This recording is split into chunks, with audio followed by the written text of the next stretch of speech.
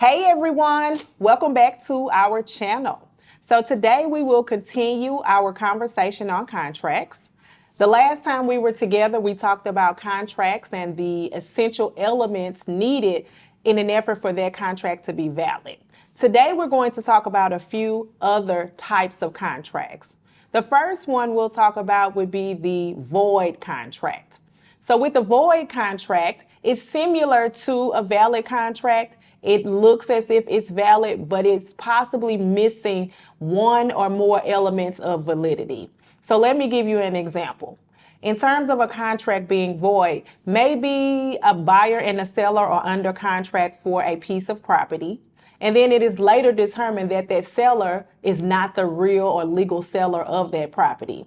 So they had all the essential elements necessary for a contract except one missing piece, okay? So anytime a missing element is a part of a contract, it can be considered a void contract. Next, we'll talk about voidable contracts.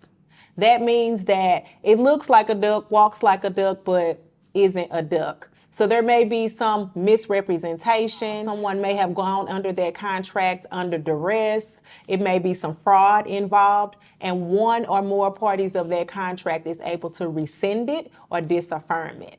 That would be considered a voidable contract. Lastly, we'll look at the difference between an enforceable contract and an unenforceable contract.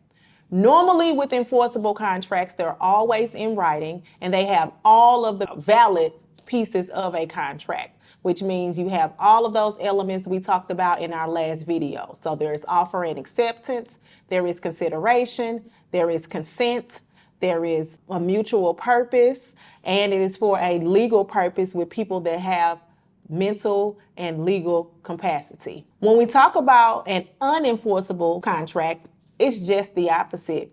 Most of the time, those unenforceable contracts are not in writing. So that means that they can't be proven by either party. Hopefully, you are clear on the different types of contracts. I hope that you take this information and use it wisely.